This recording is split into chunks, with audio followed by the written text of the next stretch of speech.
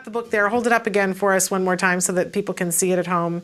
There it is, so they can recognize and find it in their bookstore.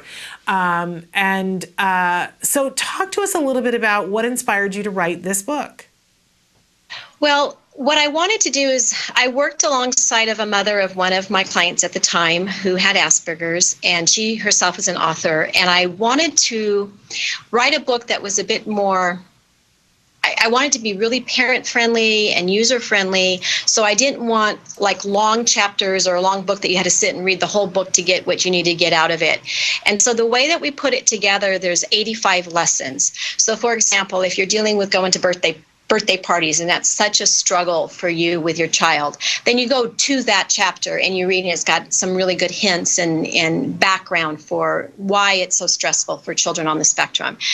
And so parents have told me that is particularly helpful because they just keep it on their bedside table and then, okay, now I need to know what's the next thing. Another thing that's in the book that I wanted to be kind of clear with is a lot of families will ask me, at what point do I tell my child that they have a spectrum disorder? And so I've got a chapter in there, and a lot of times I'll refer them back to that. So it's been very helpful in that way. I also wanted a book that was very uplifting in that I've learned so much for those that I'm lucky enough to work with. So I wanted it to be more from their point of view, and a lot of the work that I do is trying to help people understand. You need to understand where they're coming from. And Shannon, you just said it when we had the break, is that, stepping more into our world, but to do that, you've got to get in their world first. Yeah. So that was the whole purpose behind the book. And a lot of the experiences that I've had with the kids have been working on whether it's cognitive behavior therapy, their ABA program, or within our social skills groups.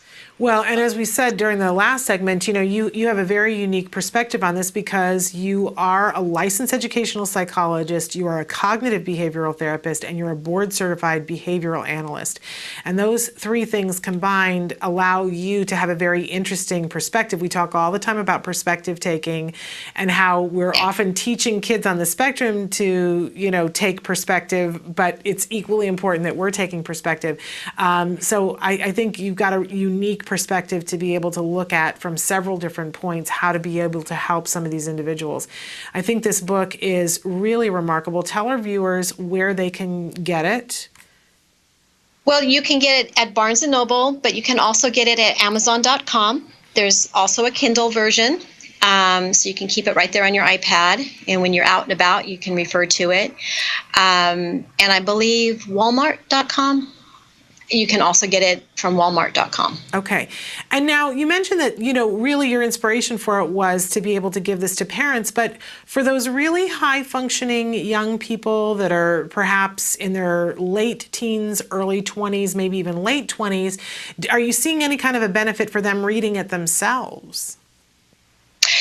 That's a really good point, Shannon. I have had a couple come back and say that they read it for themselves, and they find it, as a matter of fact, I think my highest compliment was a man on the spectrum who contacted me and said that he had read it and that he felt that finally he was reading a book, not necessarily autobiography, because that's not what it was intended, of course, to be, but he was reading a book that really told him that there's somebody out there that gets the spectrum. So yes, it can be helpful. I've also had the flip side where I've had some families that have older children that have said, I wish I had this book when they were younger. Yeah. So. Well, really, really remarkable. We want to encourage people to get that book. I love how you've put it together so that it's in those small, bite-sized lessons. I have said in the past, and I hope you won't take this wrong, those are the kinds of books that are ideal bathroom books. You put it in the bathroom, it's there, so that you can read a small little bit that enriches your life. It's like making sure that there is no wasted time in your life. So I encourage people all the time to take those kinds of books and put them. And not only when you put it in the bathroom, then other people who visit get an opportunity to sit and read something that if you handed them the book, they may not read. But if it's sitting in your bathroom, people will pick things up and read them. I think that's an ideal thing to be able to do. And maybe you want to have two, one for your bedside and one to put in the bathroom, so that when your mother-in-law comes over, she might read something and buy a vowel.